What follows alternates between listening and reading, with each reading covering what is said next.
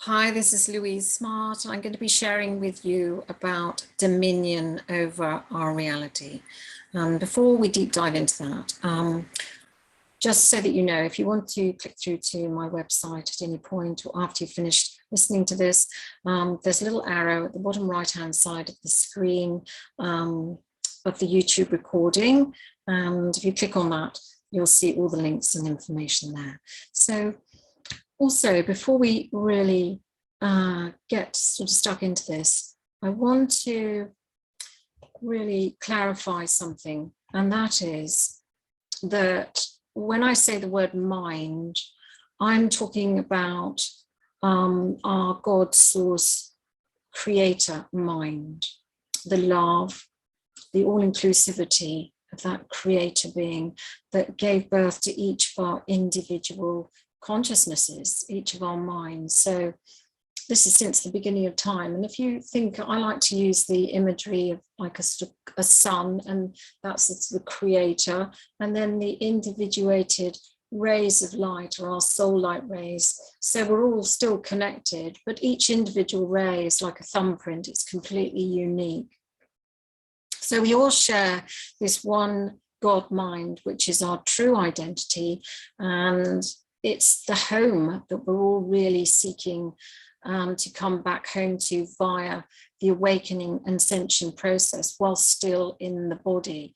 It's really a journey with no distance because it's who we are. It's our essence. And so awakening is really remembering and choosing to identify only as our essence, as inseparable from the love of our God, goddess, source, or whatever you want to call it, our creator. So for as long as we fear and attribute anything in our perceived world and reality as if it's caused by something or someone separate outside of our own individuated consciousness, our own mind, so like that ray of light, the individual consciousness of that one, we're part of that one mind, but in our own sort of singular mind, if we remain fearful and we're attributing cause to externals, then we actually remain unawake to our own power to actually deconstruct and uncreate any adversity that we no longer wish to experience, be that lack, illness, relationship difficulties, loneliness, it doesn't matter. So diving in, our belief and entrained perception that we are separate from our source creator is what actually disconnects us from the full extent of our creative power. We're unawake and we're in denial, or we're in doubt of our innate dominion over what we have called forth. And so we don't know how to actually actualize that dominion. We react with fear and insecurity and a sense of weakness, and we don't really know how to transmute and transcend those difficult relationship dynamics with family partners, friends, or anyone in our path. Nor are we able to transmute and transcend the tragedies, the traumas, the betrayals, and the illnesses that we have called forth as part of a pre-incarnational contract with our own soul and with other souls. And so when we're heavily identified with our judgmental reactive ego, we cannot sense our shared mind, because it's judgment that is the complete opposite to unconditional allowing and unconditional forgiveness. And that is like a sort of physical, energetic block to knowing our shared mind. And so we see everyone and everything is separate from ourselves. We don't know how to totally surrender and trust and rely on our God mind to call forth a miraculous resolution to fear and conflict, or to collapse any of our self-created problems. We also don't discern when it's necessary to actually say no more to anyone or anything that is actually an act of self-love instead of a reactive act of rejection. Because we've been taught, many schools of spiritual and religious thinking is that, you forgive everything. And that is true. But when I'm talking about forgiveness, and I'll be going into it later, it's not the same as forgiveness as in you are wrong and I'm right. where, you know, someone's guilt comes at your innocence, or your innocence comes at the expense of someone else's guilt, what that does is it just polarizes us and keeps us separate from actually the truth is that the one mind is not in judgment. We've been created with free will. So until we take radical responsibility and ownership without any judgment, without any self-blame or guilt whatsoever, for all that we've called forth, that includes all that we see, all that we feel, all that we think, and all that we sense and empathize with, as being the outplay of all we hold inside our own mind, in our own consciousness, and the effect of our own desire to experience it. Until we take radical responsibility for all this, we're going to feel and react to life as if we're at the mercy of outside forces, a victim of a seemingly external universe and others' control. We're going to perceive ourselves subject to society, to genetics, to ancestry, to family, to history, to external systems, authorities, governments, elite agendas, to psychic, astral, astrological, or cosmic influences, and also the force field of human opinions and manipulations and the density of what is termed the collective mass unconsciousness. And we can also be a victim of our own empathic sensitivity. So to really bring this point home, we call that forth too. There are no exceptions. We have desired it all. So acknowledging and embodying that knowing that we are responsible without blame and without guilt, that's how we come home to the innate dominion of our sovereignty. So it's really the essence of innocence, which is not the same as society, attributes innocence to, that childlike innocence. I'm not talking about that. I'm talking about the innocence that we've been given free will to experiment and explore and to create, because we've been given that God-given power in the likeness and image of our Creator. So, if a creator creates us with free will to do what we want, it's hardly going to turn around and judge us. It's us that do the judgment. So because we know, and acknowledging and embodying that knowing that we are responsible without blame or guilt is how we come home. Because when we know our innate dominion and choose to exercise our dominion, when circumstances present as a trigger, we quit blaming externals as being the cause of adversity. And crucially, we quit splitting off from ourselves, from our essence, by giving our power away to the illusion of a separate power outside of our dominion. We quit giving our power away to anything or anyone. So this is timeless wisdom. It's nothing new. And it is the fundamental principle at the heart of true expansion and awakening, that there are no external forces that we do not have dominion over, only that which we have called forth as a desire to experience for the sake of extending our creative power itself. To believe otherwise is self-deception. So this is a fundamental truth that we find the hardest to acknowledge, accept, and integrate.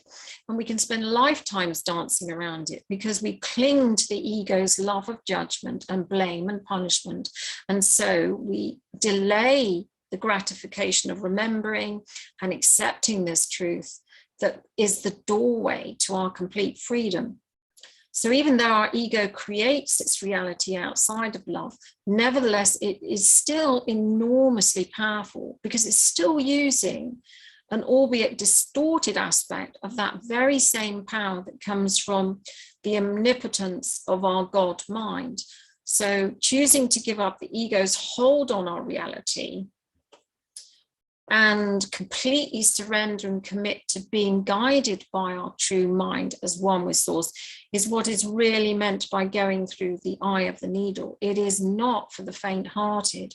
The ego is very, very, very tenacious, but holding on to it is like refusing to give up €1 in exchange for receiving €1,000,000. Why would we hold on to it? Because we're just delaying our own gratification, basically. So it really can indeed be quite shocking when awareness begins to turn back on itself to observe the mechanics of its own thinking processes in the world, and then to hold the thought that the thoughts that are arising in the mind are there for no other reason that they have been desired by the truth of who we are. And you are that power which has been birthed from the mind of God, made in God's image, that is, with infinite power to create what you choose to experience, including adversity. Desire then is integral to the understanding of the very process of transformation, because what you desire, you do experience. Even if you don't like it or hate the experience of what you're observing, at some point you desired it and called it forth. So, in fact, all events are neutral until we impose our compulsive labeling and judgment on them. So that's really what epitomizes ego consciousness, is judgment and blame. But without the judgment, things just are as they are.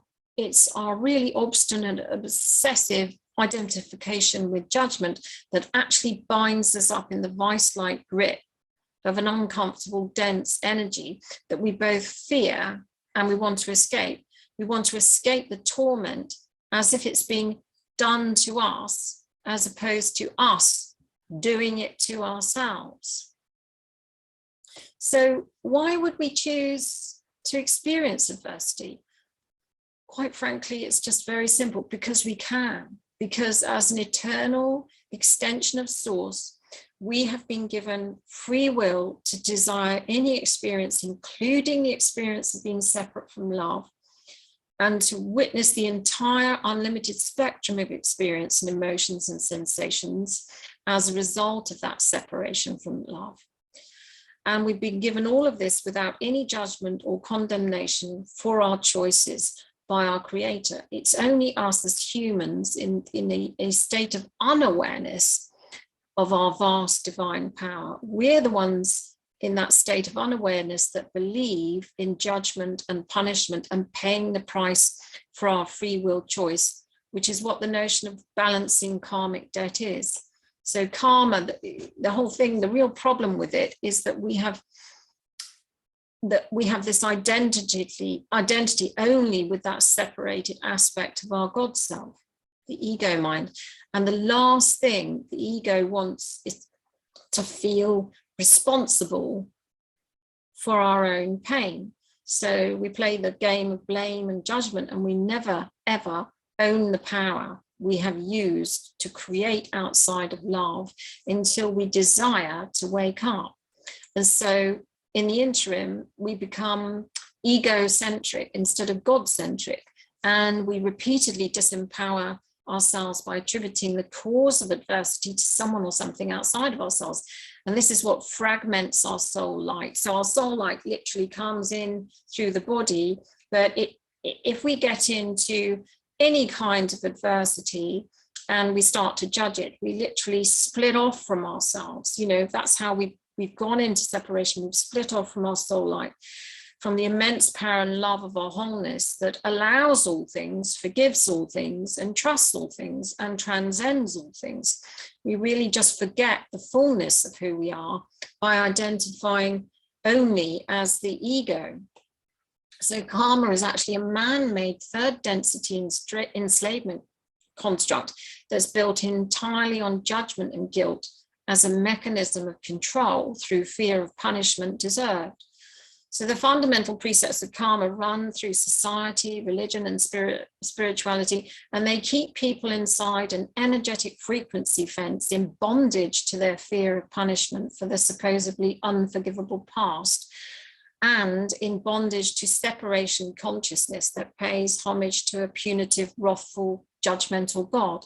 So basically this frequency fence and the gridding of this belief in our physical bodies that we're separate, it maintains that nobody gets off the hook, that nobody allows themselves or anyone else off the hook. And that is until we challenge our allegiance to this worldly belief and start to take responsibility and own what we have created from the perspective of the unconditional innocence of our free will, as opposed to the judgment of our free will. This frequency fence is what perpetuates a fear of God, which is really gridded into our physical body in the crystalline structures of the planetary grid. More and more of the ley lines on our planet have been distorted by the extremes of fear implicit in the consciousness that is separate from and fearful of the heart of God's unconditional love. So over centuries, thousands of years, actually, this is what's been going on with the ley lines. And this affects, you know, our health in our homes and the land and, you know, properties, and affects animals, it affects all of us. That's what's going on. You know, the distortion is in the planet and it's in the gridding in our own physical bodies. And this frequency fence, it perpetuates a mistrust and a total disconnect and denial of the divine qualities of unconditional love and unconditional mercy and forgiveness, which are really the very qualities that release us from any self-imprisonment to karmic debt. So I'm going to be talking about energy clearing a bit later on, as that's what I'm doing, clearing the effects of the frequency fence that, you know, we have chosen to be born into, but nevertheless, it sort of sits there in the background. You know, it's like really a sort of toxic atmosphere that we can't see, but it's basically going on all the time. So I clear energy in houses, I clear private and personal energy, and energy for animals and families and businesses and business teams.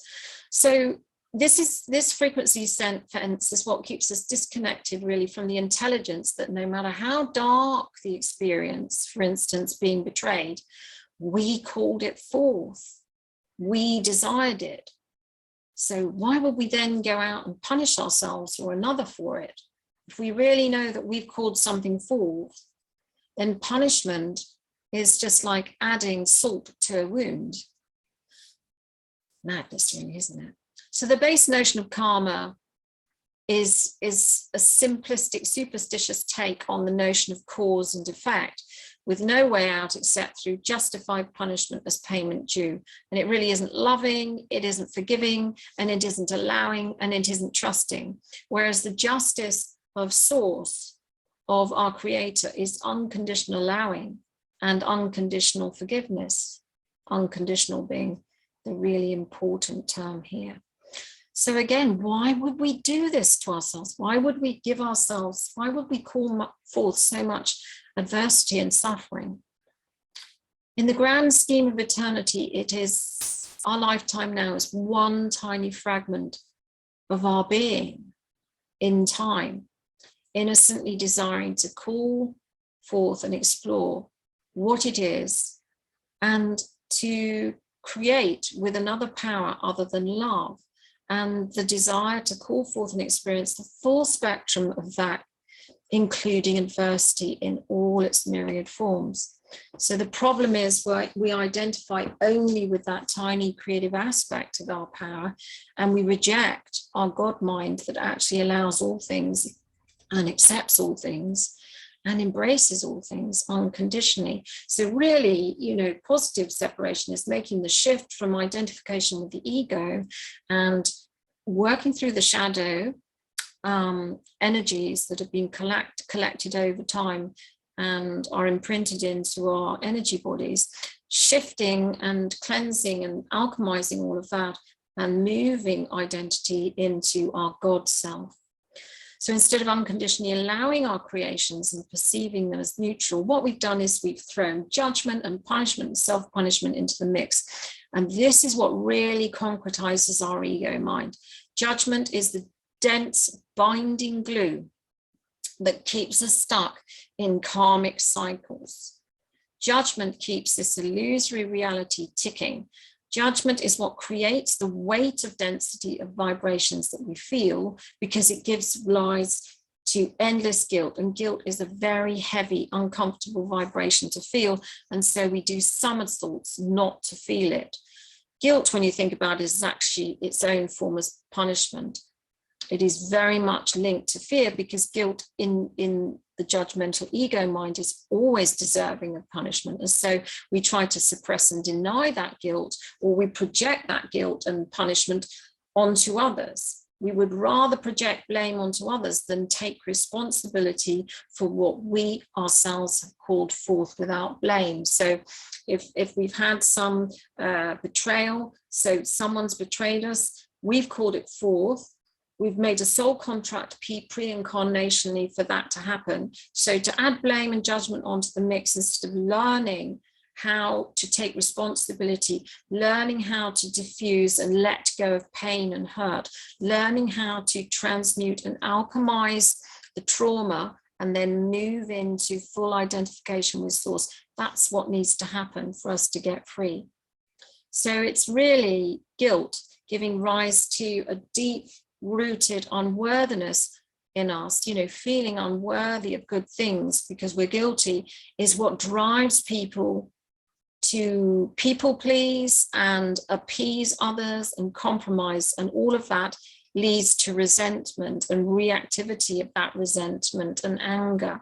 So the kind of distortion of separation consciousness, where we feel that we're not the cause, that someone else is, and then we go into our own unworthiness and resentment and guilt and anger. You can see it's a right old mix that really can create a lot of confusion and a lot of pain and adversity, individually and collectively.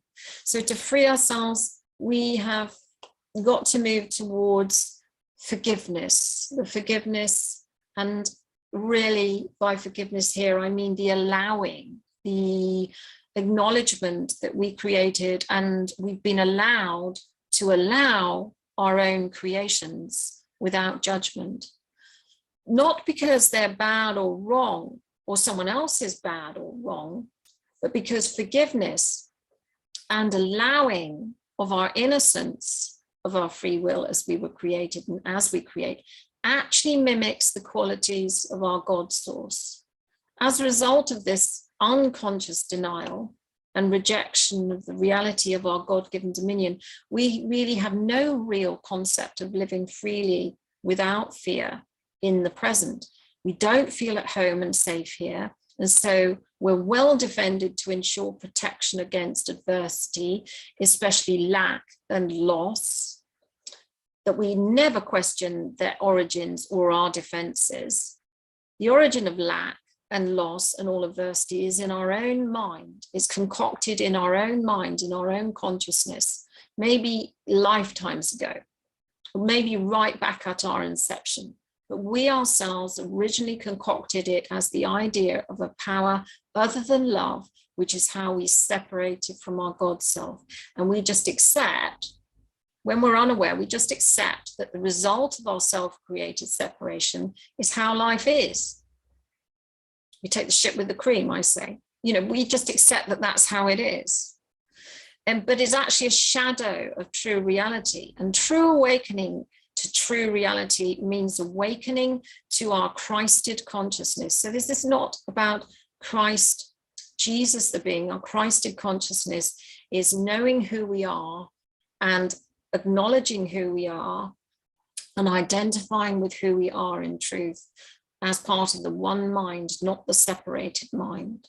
So it's not a denial of our ego, but it's the identification with our true self, where only the love of source is entertained. And that's when we only create from that love by choice, consistently and without deviating. So we need to be in a state of compassionately willing ourselves to heal our consciousness and transform our mind to do this.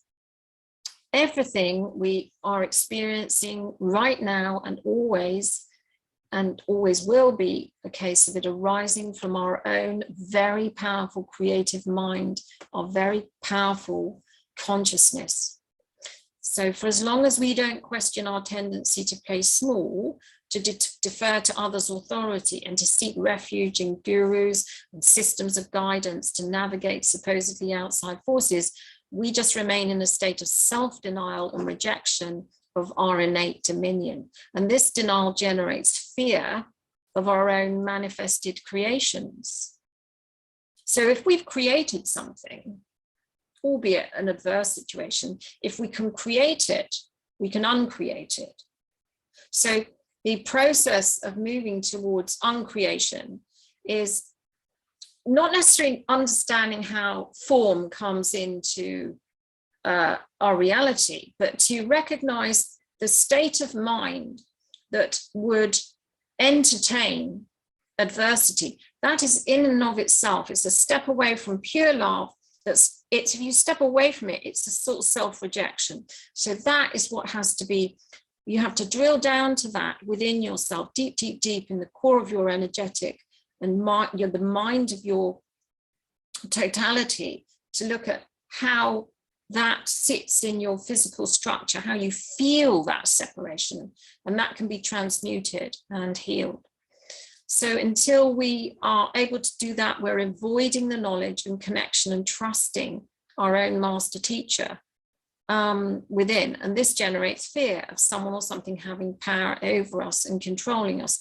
The teacher within us is the part of us that is in constant knowing of itself as inseparable from source. So this is going on the whole time. This has never left us, but it's basically layered over by the belief that we're this small ego, helpless victim of life, at the mercy of life.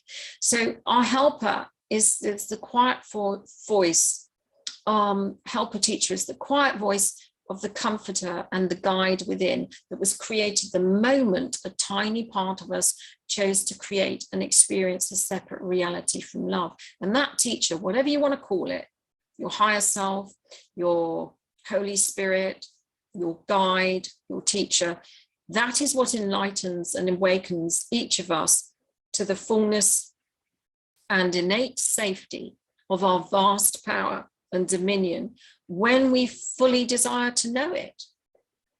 No one else outside of us has the power to awaken us. So everything's set up for us to win at this, to be a success at this, because everything, all the technology, the spiritual technology, all the access to this higher power is already existent inside us.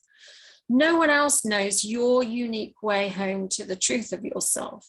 Your power is in and as source. You reveal your own way and your own path and your own truth of yourself when you truly desire it enough. So the words I use is that self-realization is a process of realizing your real self by yourself. Self-realization is self-actualized. You're the one that sets the coordinates, pre-incarnation, you set the coordinates forth. So whether it's a person or a place that you go or a book that you read or you see something in a film, it's all set up in advance for you to notice your own signposts. So no one else does this for you. So trusting yourself is an absolute vital, it's absolutely vital. And anxiety, if you think about it, it's really a fear of self-reliance in a world that you called forth from your own level of consciousness. Anxiety is merely a smokescreen that you use to delay your return home to the heart of source, to your creator. So if we feel called to seek guidance or support on our way home to love, we are better off seeking only those who can compassionately direct us back onto our own path of self-reliance in our own self-awakening process. We're better off walking away from anyone that tells us the universe is conspiring with them or you, as if it's a separate entity that can change its mind or offer us special dispensation or special energy only on special days or by visiting special places. The entire universe you now perceive arises from your mind. So your perception and your mind are linked. I don't perceive the same as you. That's not to say that I'm different or better or anything. It's just I don't perceive the same as anyone else. My reality is coming from my mind. So how I perceive it, how I respond to it, how I know it, how I call on my inner teacher, that's absolutely down to me. It's got nothing to do with anyone else. So that is the mind we all inherently share, the creator mind. That is our true oneness. So you can choose to use your free will of this God mind, creative power, to project a separated consciousness that bends the universe to be the world that victimizes, punishes, deceives, betrays, and destroys. And that is what you'll experience and evidence directly through your own experience or indirectly by witnessing others' experiences. But it's not a fixed, intractable reality going forward, because the cause of the universe you witness and perceive and experience is in your own mind, and it's not. And that mind that you are is not fixed or intractable. It is infinite, and you can use it to create anew by knowing how to choose anew without more self-sabotage through adversity. It is very simply all about exercising the power of choice. So with that comes mastery over dealing with the density and the traumas and the shadow body that basically is like it impinges on that clear, crystalline power of decision through desire to create only with love. Obviously accompanied and directed and guided by your God source self. So it's a surrendering to that. I'll be talking about that in a minute. But you can also use your free will to awaken yourself to the infinite mind you share with source and all other beings by choosing to forgive, heal, and transmute your consciousness that originally desired called forth the world you now experience. You can choose to align your consciousness with the heart of source and own your Christ consciousness that has always been there. And you can be free of fear and needing others to predict for you what is coming your way, because whatever is coming your way, you chose it without exception, using your free will, lovingly given you by source that does not judge or condemn or punish. So you are the one that can use that same power to make a different choice to call forth a new reality. Now, there's no special time or day or place is needed unless you choose to believe that you are not already and have always been since your soul's inception. You have always been your own vortex in highest alignment with the unconditionally loving, forgiving heart of source. There's no external power that, activates you to a higher part of yourself. It's all, you are all of the activation. You are the light that comes from source. You're just waking up to yourself. So you just have to decide to own that power and get free of identifying as being at the mercy of that gravitational pull of the density of anything that you've called forth. So whatever you're experiencing right now, you desire it. How you go about changing what you desire to experience is down to how much self-trust and self-reliance you are willing to accept in calling forth a miraculous loving shift. It's down to how much compassionate self-love you will permit yourself to give those parts of you that are lingering in delay and lingering in hurt and pain and choosing to suffer and repeat painful patterns. We all have eternity to make that radical choice and desire to call forth only the good and only the beautiful and only the holy. And until we choose only the good and only the beautiful and only the holy, we all continue to dance the dance of hiding from our power and seeking refuge and seeking refuge in others and creating adversity to victimize ourselves with fear and suffering. It's an exhausting karma drama. And you will know when you're done with this, because you will absolutely know it deep within inside of you. And that's when you move into your self-realization process and taking responsibility for yourself without any self-blame. All looking at everything with the innocence and neutrality. It can indeed be shocking when awareness begins to turn around and look back on itself and see that everything that's going on has been desired by the truth of who you are. And that power, you are that power which has been birthed from the mind of God, made in God's image, that is with infinite power to create what you choose to experience. Self-realization is the process of making the real self real to yourself by yourself. No one else does it for you. That is why you are sovereign. You reveal your real self when you desire to do it. So the following, I'm going to give you our key ways that we can transcend and transmute our experiences. And all of these are integral to my self-sovereignty program. And any of the other programs that you would join me on. Everything is about bringing people into that identity as source, and also taking responsibility and the ownership of dominion, and really embodying that and clearing out what isn't true and working on the shadow energy. So first of all, it's practice of, I'm not saying that these go in chronologically, but I'm just going to give you a map of what is required to come into your power, to come into your sovereign power. It's just the practice of positive separation, which means owning our true identity as inseparable from love versus identifying only as our ego mind. It's owning that I and my father, mother are one, and relinquishing all doubt and unworthiness of our unconditional innocence and eternal innocence.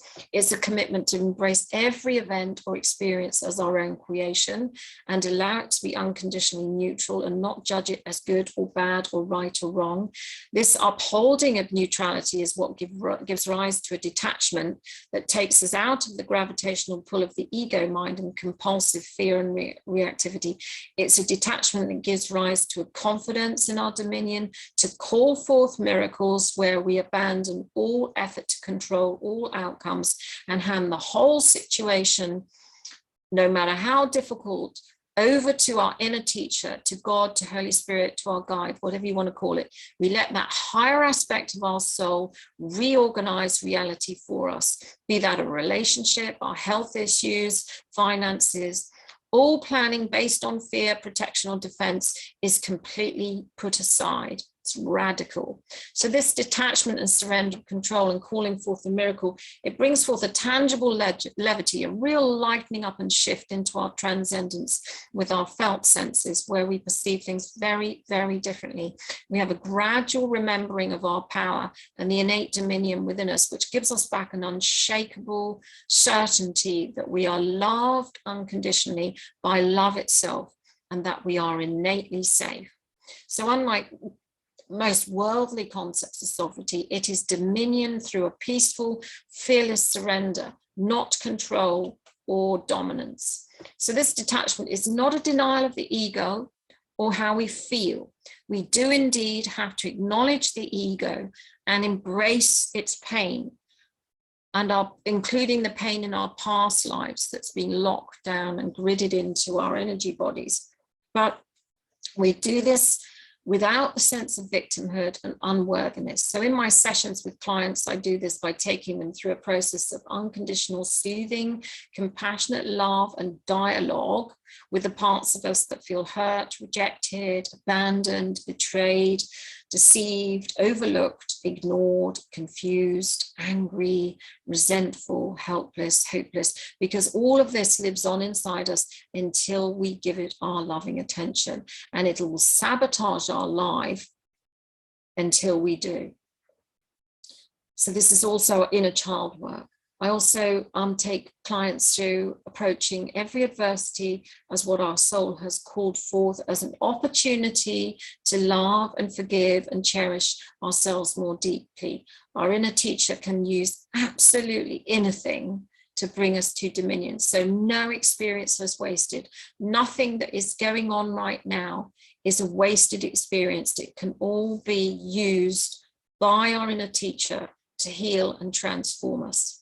So we also have to go right inside and dig deep to where we originally made that choice to reject the love that we are in essence, in deciding to entertain a reality outside of the love that we are. We have to, so it's sort of an illusory reality in a way. We have to unravel and deconstruct and the value that we give to our ego's decision for vicious self-attack through guilt, and core level unworthiness. And also it's about not giving in to fear, but emotionally detoxing from fear and seeing it as the ego's weapon. And we acknowledge it with love, but we don't let it be our master. Also, with clients, we do forgiveness of ourselves for ever calling for situations and people that we have soul contracts with, past and present. And this is done in the full understanding that we are not forgiving anything or anyone for being wrong, but we are letting everyone off the hook of our judgment so that we can re-identify with the wholeness and unconditional eternal innocence of everyone's essence and the true mind, not the judgments of our ego mind. So I also encourage clients to get regular energy clearing or learn to clear your own energetic fields. And I can teach you how to do this. I have a program for this. It's a 2-hour tutorial. Otherwise, you can have energy clearings with me for yourself and for your home and your workspace and dense energies that may have accumulated the same way as you would, wash up and do the laundry and spring clean. So that means clearing chakras, portals, entities, attachments, implants, disincarnates,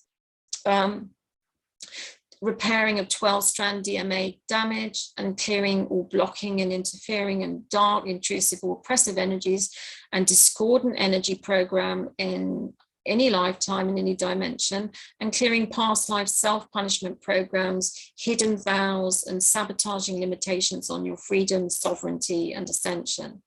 I also do energy clearing with clients to increase, for the increased materialization of both planetary miasma and individual miasma, which are the inherited in ancestral and genetic patterns recorded in our cellular matrix that impact the physical body and spiritual energetic bodies and our planetary body.